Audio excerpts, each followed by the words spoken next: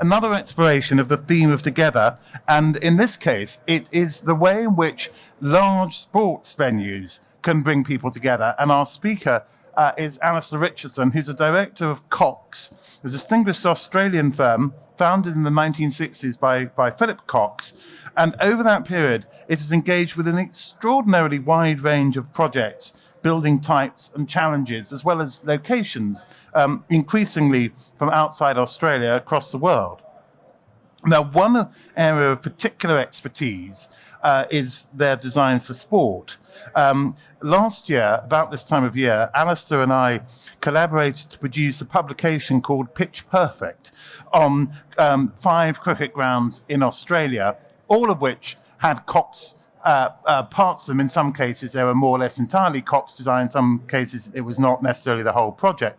And we thought it was too good an opportunity to miss, given the upcoming Ashes series, which is what the test matches between England and Australia are called in cricket. It didn't do England any good, unfortunately, but it was a very interesting project to work on, and it gave me an insight into the complexity, but also the imaginative power that can be brought to these great venues. Now, Australia, as Alastair was just reminding me, takes sport incredibly seriously, and it's very much part of the cultural identity of Australians, and indeed Australianness. And that isn't just about cricket, because last year, shortlisted, they had 2 projects, both of them tennis arenas, one named for Rod Laver and the other for Ken Roswell. And it was the Ken Roswell Stadium that won the sport category last year. They've also recently completed a soccer stadium in Sydney, which is sort of back-to-back with the cricket ground there. So it's sport of all sorts. And this Alastair is going to tell us how these sometimes magnificent buildings can bring people together. Alastair. Thank you, Jeremy. And welcome to talking a bit about sport and bringing people together. Let's see. So what is it and why is it that we want to be together, and how do we use sport as a part of this?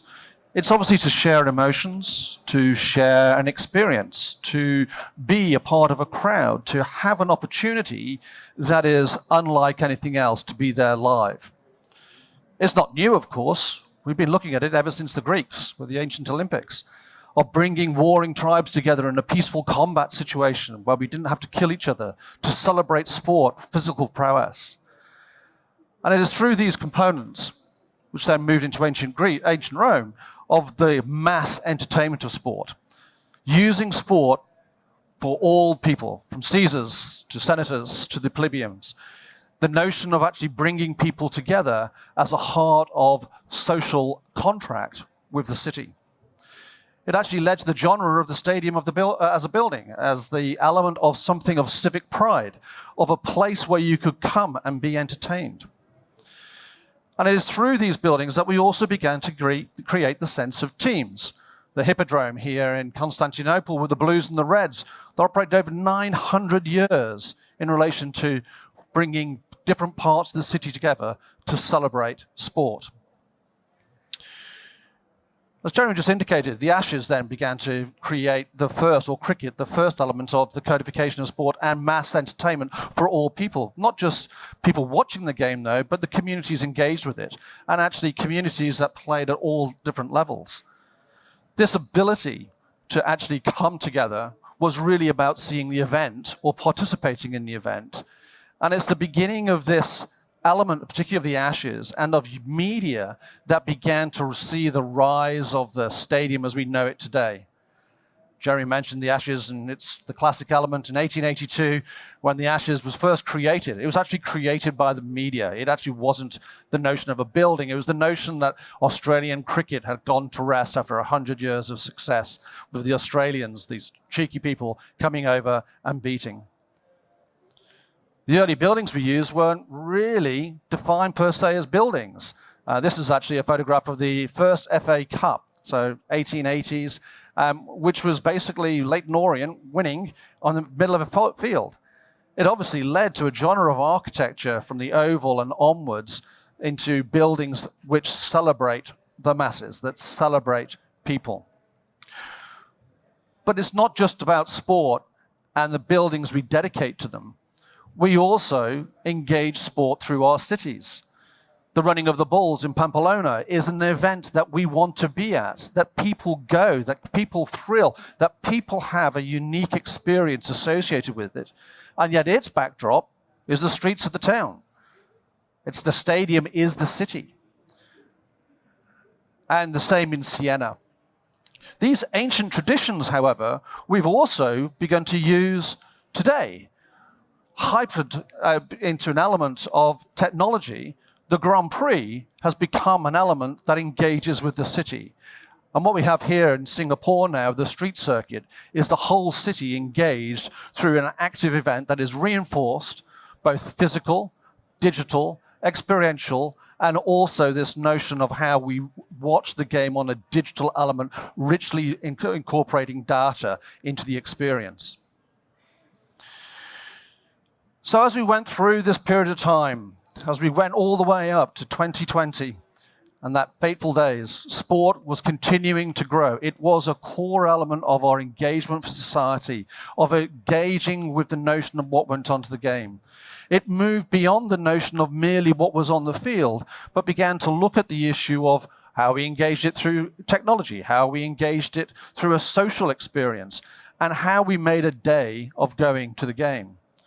But it wasn't just sport that this spectacle arose. It's also live concerts that played from anything from a black box of 500 people or a small theatre of 200 to 300 people in a pub, all the way up to 50,000 in a stadium, the Adele concert here in 2018. Sport and that element of wanting to be there, wanting to be live, was at its apex in the 2019. Record crowd numbers across the world attending events. We were gearing up, looking forward to the Olympics of 2020. And then what happened? We became apart. We ended up in lockdown. There were serious questions being raised around the issue of, will sport continue to draw people together? Will we move completely into a TV world where we don't really need the crowd, where the crowd is not really an important part of how we consume sport? The Tokyo Olympics, of which we were involved, unfortunately was a prime example of this. It was the first time the Olympics was devoid of people.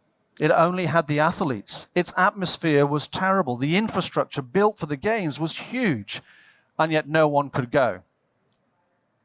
We consumed the game instead through TV and through technology. But what we really wanted to be was there. So as we move now past the pandemic, and we move into this notion of reconnecting, what is it that sport can bring to help our cities again, to help us reconnect, to help us define purpose in a social context? It has been said that sport was once developed basically to keep youth engaged. What will bring millennials together with a multitude of different elements that they can actually consume and bring them back to the sporting venues that we create around the world? In this process of reconnecting, we do believe that the new venues are very much going to be looking at this issue of culture, of context, of sustainability, of connectivity, of enhanced, where we use digital to enhance the actual, where we use the virtual to enhance the real, and multitudes, where we're creating venues within venues and events within venues, events within events, an element I'll talk about shortly. And then, but equally, this issue around safety and space. And safety has become an element that we are still acutely aware of. It's fantastic that we're all here at the conference, but in crowded situations, we are still acutely aware of the person who has that cough. Is that a person that should I be close to? Do I need to move away from them? So in Melbourne, we're about to re-engage in the next round of sports development. Melbourne was, up until 2019, one of the great sporting capitals of the world, as defined by Sport Business magazine. And it is through sport that we bring community together. It's through sport that we bring diverse communities, cultures together. It's through sport that we actually also recognize our indigenous country. But the new consumer is looking at this issue around environmental sustainability. We are acutely aware that large buildings, these large buildings that are used 2 or 3 times a week in Australia's case, in England's case once a week, are an immense strain for essentially one event per week. These are the sorts of issues that we're now grappling with to make sure that the sustainable legacy of the buildings is there for the future. I don't think we'll get back to the Hippodrome with the building having a 900-year life, but certainly the notion that our buildings are meant to last as a critical part of our city's infrastructure into the future as we go towards a zero-carbon world are very important considerations. But when we look at sport, sport covers a whole range of activity. It's from the 2 people rowing on the Yarra River to the 30,000 people in the stadium behind. It's both a participant as well as a person who actually engages through watching that we actually use sport at all levels of community. And I'm sure the Sport Awards here again this year will cover everything from professional 100,000-seat venues down to community events that actually, and community buildings that bring the community together. But when we sit through here and we try and look at what our next venues are and how Melbourne is creating potentially the next round of development at the Melbourne Cricket Ground, we're looking at the past, the present as we experience it, and the future as we imagine. We're realizing the mistakes of what went on in the past where buildings were designed too tightly to turn them around into buildings that are more flexible, that they are or do become venues within venues. We know that a part of the socialization of sport is no longer just the notion of watching the game. It's the bars, it's the restaurants that we're engaged with. It's the notion of the social aspect where we share our stories, where we share our recollection of the game that we actually enjoyed. And it's very much a different part of how sport is consumed in different countries. In America and in Australia, we can actually drink and watch a game in our seat or in behind glass lines and looking at the game. Of course, you cannot do that in England, for example, because of the social contract issue around that you cannot have alcohol watching the game. It's not that alcohol is an important component, but it's a part of the breakdown of the social values that we create to create the ability to communicate. And we still talk about the Reds and the Blues. Finally, in 2022, the AFL Grand Final came back to Melbourne after being away for 2 years. Football came back to its home for the first Grand Final, and 100,000 people stormed into the G, and the city became alive over the 2 days of the Grand Final celebrations. It's those elements that we began to actually redefine and reconnect, and in sports situation in Australia, brought people back to the cities that has been such a success of sport coming back post-pandemic. But what does this mean about design as we move forward? Bigger may well be better. It's an important consideration that we look at, because if sport now becomes more about how we socialize watching the game and how we move around the game, then the notion of the building and sitting merely about the seating bowl is no longer the primary driver. Our games are lasting 3-4 hours. You socialize, you eat, you drink. You're not just in the game all the time. So this notion of greater spaces, of greater areas that are serving these people and serving the ability to socialize are becoming increasingly important. We also want to create unique experiences. Everyone wants a slightly different story of what they saw at the game or how they appreciated the game or where they were sitting. And some of these elements go right back down to the core of how we originally watched footy, literally on the sideline, cheering on our kids. These are sorts of products now, or experiences that we're bringing back into the game, that diminishing this element between the elite player who feels he's protected to the notion of the fan who wants to be engaged directly with the player. And the notion of space, creating larger outdoor areas, less enclosure, the ability to create your own territory, or the ability to create a stage within a stage or an event within these large spaces is becoming a part of what we want to do. We want to promenade, we want to be seen. And again, what you're seeing here is the new stadium in Townsville, Country Bank Stadium, where this open stadium allows this engagement with the fans that is more than just the game. So why do we still want to go to live events? What is it that are the drivers for us? The Australian Open came back again after the pandemic. in January this year. 350,000 people attended. The organisers were not sure as to how many people would actually come back, given that we had literally just coming out of the pandemic restrictions. And yet, the final was filled for the men's and women's game. It was a fantastic game, and the city was reinvigorated by the fact that 350,000 people came back into the city. As the element of integration with the city, what it's actually begun to do is create the environment that allows the retail to work in town, the hospitality industry to work in town in a far greater way than the ability of working from home, working in the office 2 or 3 days a week has. And so sport in this way has begun to actually be one of the catalysts to reinvigorate our cities post-pandemic. The desire for us to recognize place is a part of these new buildings. This is the new Sydney Football Stadium, which opened up in August this year. Over 4 nights of the stadium opening, 105,000 people attended 3 different versions of football. We're crazy in Australia. We like lots of different versions of football.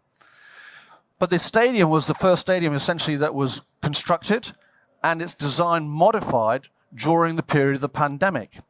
The issue of how we actually created more open space, both around the outside of the stadium and inside the stadium, became a part of trying to address this issue of how we change design in changing circumstances. It started off with the notion that it was a cash-style stadium. It became cashless through technology. We were using technology to make sure that we control crowds in relation to where they were going, to disperse them quickly if the densities were getting too high. So these elements we began to actually use as a result of the pandemic to create a safer environment. The live event from the concerts, though, outside of the pandemic areas continued. Concerts were a huge element, and there's a massive demand at the moment as a result of the changing economy that is seeing live music, live entertainment, actually demand for it outstrip the supply. There are just not enough venues around the world to accommodate the demand of the live performer. And that's because live performers make more money now touring than they do actually from record sales. So this demand is seeing the conversions of buildings in our cities. It's not just about stadium concerts, but actually black boxes. It's the department store that's now empty being converted into a music venue. These are elements that are drivers for every aspect of how our cities can engage. And with 160, 170 event nights a year from a music perspective, it's creating engagement that encourages retail. It encourages us coming out. It encourages life back into the city. So as these elements about sport and entertainment continue to grow, the demand is there, the ability is there to create venues that actually allow us to engage, and this is per stadium, becoming part of how we have a social contract once again with each other and within the places in which we live. The crowds are back, certainly. There are, however, components that we're still trying to grapple with. How do we address safety? The truth is we're still rather nervous of the person coughing next to us in a crowded train. Exactly the same as stadiums. We all saw the guidelines of 1.5 meters or 6 foot from person to person. Well, how does that work in a concourse environment where you've got 100,000 people trying to get a beer? This nervousness that we've got around people is leading to those elements of larger buildings, of larger spaces, of the avoidance of crowds. And of course, one of the consequences of crowds can be seen here. This is a disturbing photograph of the Seoul Halloween event, which is actually a failure of design, a failure of urban design, and an impact of what's going on with social influencers. The story on this particular incident, unfortunately, was that the urban design situation was a dead-ended street, narrowing, too many people in it, too many people being allowed into the space, resulting in a crush. A social influencer was on a bar in the street and texted that she was at this bar, causing the crowd to want to get to the bar and reverse. That element of urban design then failed because there was nowhere for the crowd to go, resulting in the tragedy that we saw unfolding on our TV screens. But there are ways we can deal with this. Wider concourses. This is at Perth Stadium, creating free milling spaces. Elements where we can move away from the maddening crowd, where we can actually be at the side of the spaces rather than the pure circulation spaces, allowing that element of engagement that keeps people free, that keeps people essentially away from those dangerous situations. The other component that we've been looking very carefully as we bring people back is inclusivity. It's no longer acceptable that sport is a premise of single elements of our society and our communities.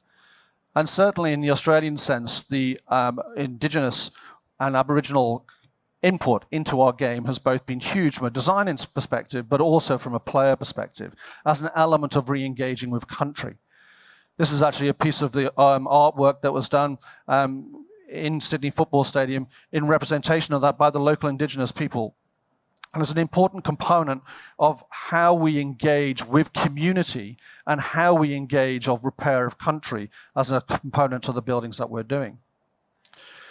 Diversity, of course, also includes gender, different sections of our community.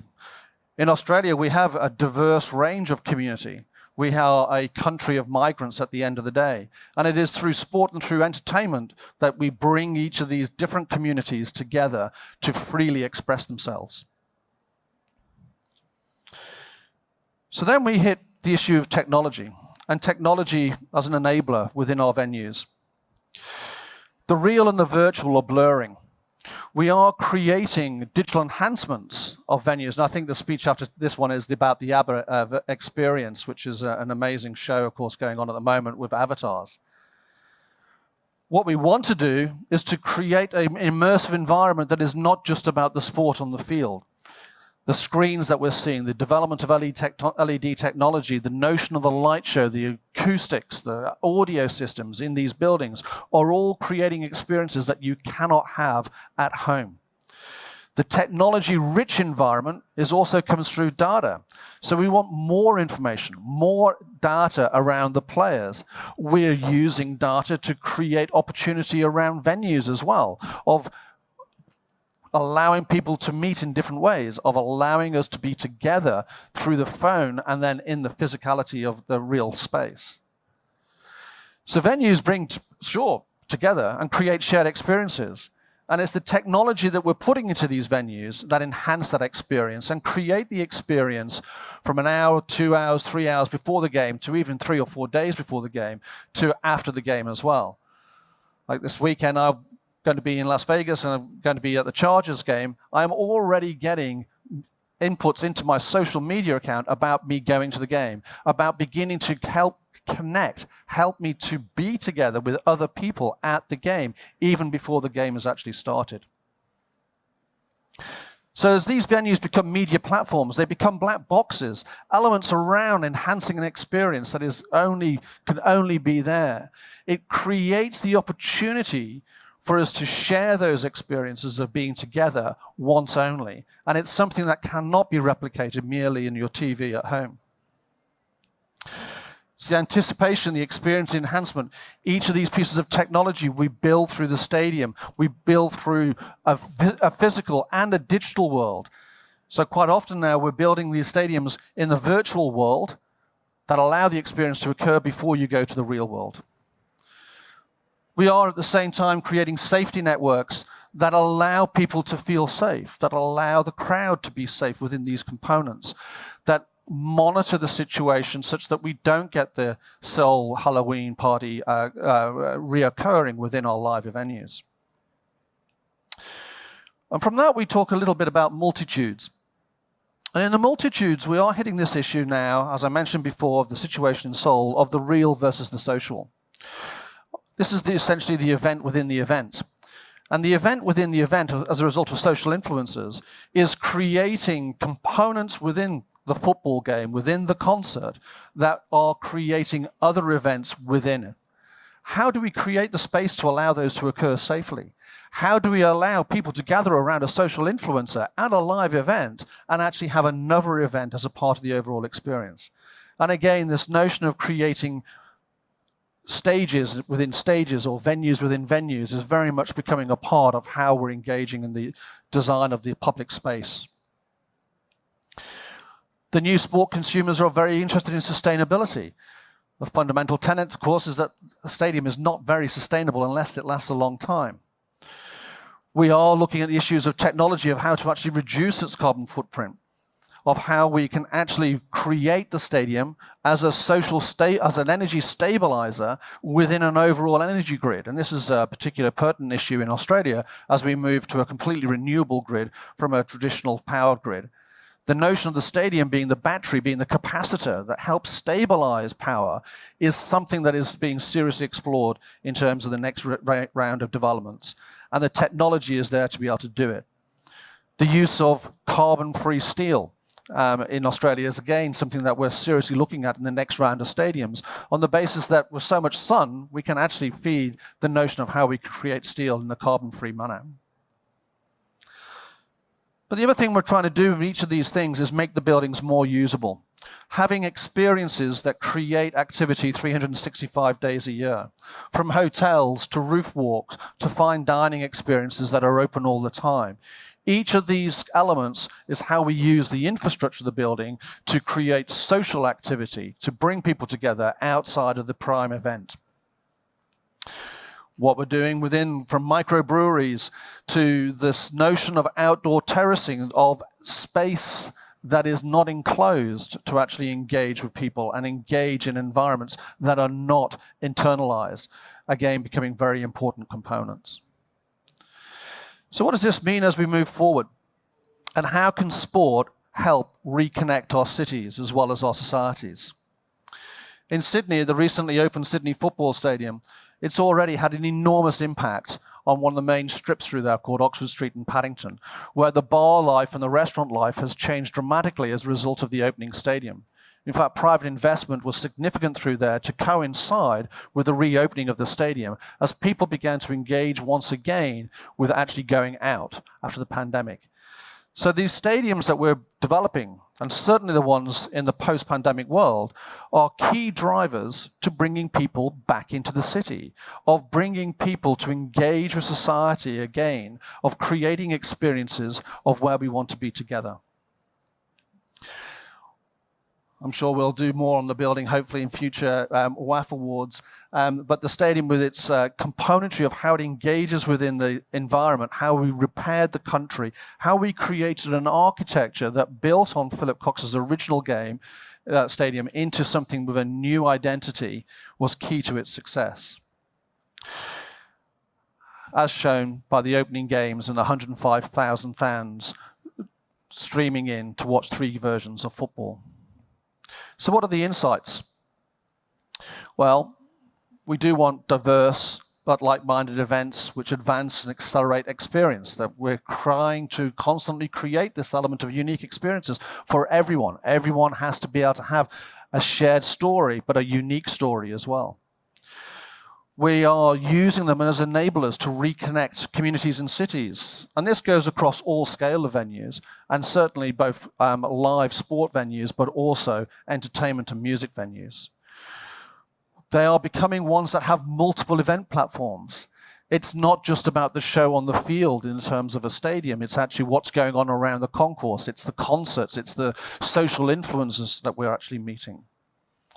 We are and believe very strongly that they build on heritage and tradition, this past, present, and future. We engage and form loyalties with teams from birth, pretty much, and that's certainly a passion that drives us. They are needing to be more flexible. You design anything element too tight, its flexibility means it becomes obsolete, and unfortunately that is still some things of stadiums that we're replacing at the moment in Australia. We do want to provide sustainable outcomes that continue the financial health of the event, but also the stakeholders who engage in it, as well as the environment. And then the democratization of spaces to allow multiple opportunities of how we engage and how we consume sport at lots of different experience levels for everyone from the public all the way through to the sponsor and the patron, the corporate patron. And these things we do hope will bring us all together again. Sport as the enabler in reconnecting our cities, as an element of popular culture that allow us to be together, that shares our stories and shares our views. Thank you.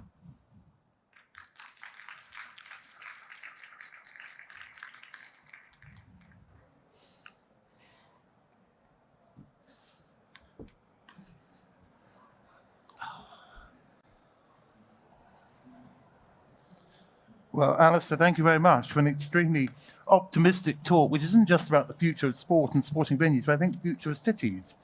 And while we were talking, a very wild thought crossed my mind, which is this, that the origins of cities often stem from venues that brought people together, religious buildings or market buildings or something of that sort. And these buildings did not have an event every day. They might have had an event once a week, but it's a bit like the football or the sports stands you're talking about, maybe once or twice a week. And it struck me that actually this is the origin of the modern city, that is around sport. We've, on the whole, in much of the world, we've become secular. So, a cathedral or a mosque or a religious building is probably not going to perform the function it might have done 1,000 years ago. Markets have become much more complicated and often offline, particularly when you're talking about retail shopping. And the thing that people really do want to get together again, as you're showing really with your opening of the soccer stadium in Sydney, is that they want to get together for sport, and maybe for concerts, which can take place in the same venue. So what I wonder about is, could we start to think about the sports venue as the origin of a modern city that has all the qualities that you described? It can be inclusive, it can be democratic, it can be all sorts of things that we would like our cities to be, but often they're not. I think 100%. And I think, the trend that we've seen of stadiums coming back into cities, of being a driver for rejuvenation of city, whether it's the London Olympic Stadium or the Dockland Stadium in Melbourne, these elements give us the ability to reconnect, to allow a driver that brings in other elements of city development or city engagement and help repair cities.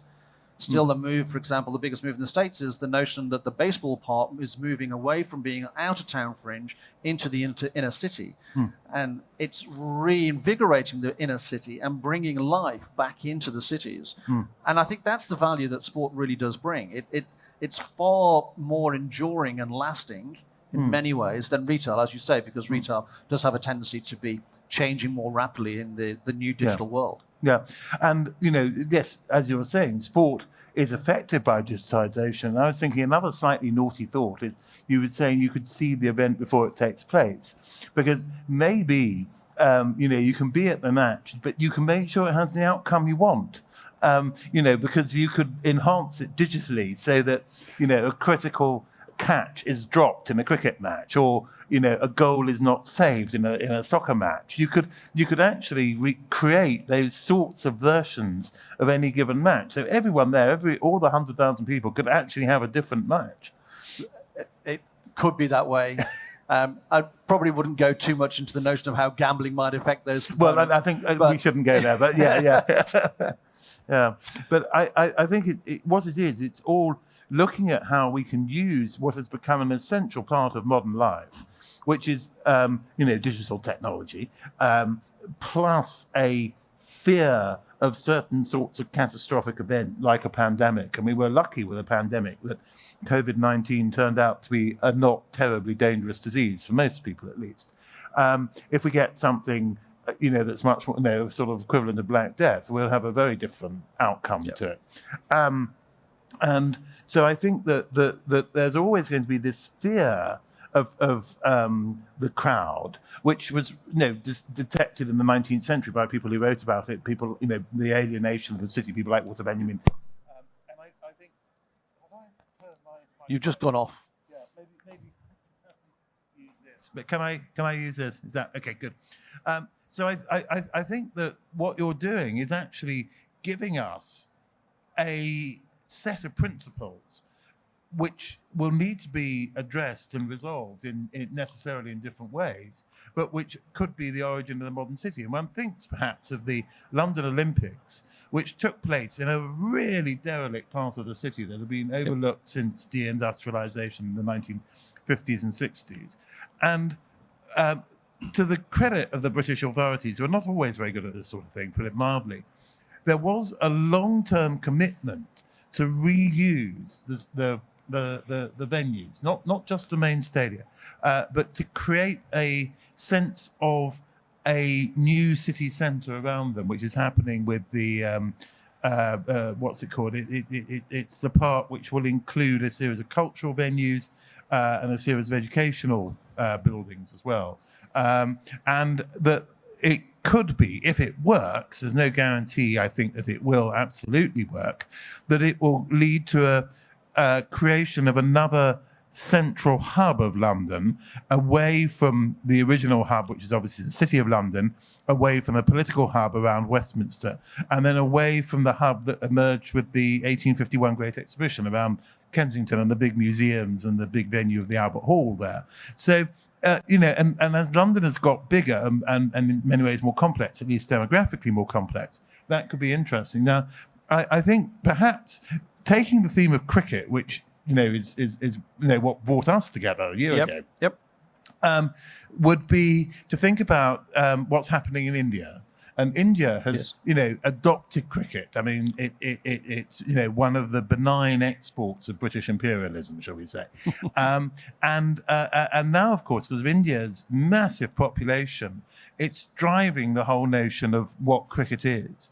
And I believe you're working on some cricket venues in the Indian subcontinent? We've begun to do some work through there, yes. And I just wonder if these are, because these are presumably cities that are either growing or changing very rapidly, whether the sort of urban conditions that you've been talking about will be perhaps easier to bring about in those contexts. We certainly hope so, and we certainly look at the issue of the venues being, of course, part of the city and how it engages. The element on the larger stadiums going over there at the moment is that they are still tending to be, unfortunately, built on the fringe, mainly because the IPL owners want to own the content and the rights of the stadium, and there's so much pressure on the inner city. However, this will change. It has changed in every country wherever has done these venues at the end of the day. What's interesting is how the fans and how the city engages with the infrastructure required to support it. Because there's not every building type that suddenly has 100,000 people for a 4-hour period on a Saturday or a Sunday. And I think one other thing that's absolutely fascinating is you're talking about the way in which the recent stadium you've been working on recognised the indigenous holders of the land. Which, of course, is a very big thing, not just in Australia. We've seen several projects elsewhere across the festival from Canada as well, which are dealing with similar issues. But I think it's quite interesting. How do you take that? Because that can work at so many levels. At one level, you can do the artwork with the patterns on the seats. Another level is bringing players forward. And, of course, it was through sport, as I understand it, that Indigenous Australians achieved a level of equality with settler Australians in the 19th century. That's right. The Aboriginal cricket Ashes team, for example, toured in England in the 1850s, was an element of immense cultural significance. Sport has improved an element that has allowed aspiration of Aboriginal youth to actually follow heroes now in terms of both rugby league and Australian rules football. So that ability to engage sport as a uplifter for community has been enormous, and we're doing a lot of work with people like the Indigenous academies in Melbourne, MITS being one, which is the Melbourne Indigenous Transitional School, which is actually a part of a football club. It's actually located within a new stand that we're actually doing to create this sense of betterment for what is an underrepresented part of the community. Yeah, no, I think that's very interesting because in a sense it relates to the talk we had on here just before Alastair was talking about Jean Ma about healthcare. And she was talking about these very complex healthcare facilities that she works on, bringing people together for more than just healthcare. And I think, you're pinpointing the potential of sport to do that as well. That sport may be the agency that gets people from marginalized communities to enter the mainstream of a society. But through that, you may also give them more benefits, like giving, more general education or something like that. I remember I had a school teacher who was absolutely soccer mad. And when he retired, he set up a charity that gave footballs to poor African communities that had anti-AIDS messages on them. So, it was a slightly bizarre thing of, use condoms, written on a football. But what it did was to reach people who would not have been reached in almost any other way through the very simple and cheap object of giving them a football. I think that's right, and I think we see sport as being a unifier for all elements of society and community.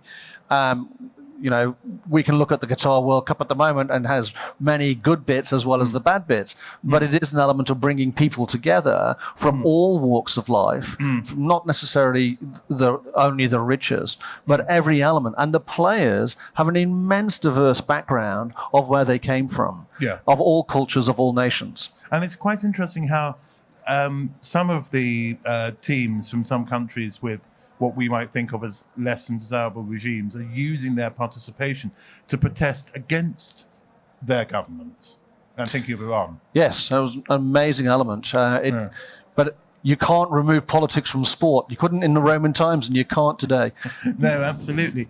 Well, Alastair, thank you very much for a really fascinating presentation and for setting, I think, a whole series of things running about not just how we bring people together, which I think you've described extremely well, but how we might really think about how we can make better cities into the future. Thank you very much indeed. Thank you, Jeremy. Thank you.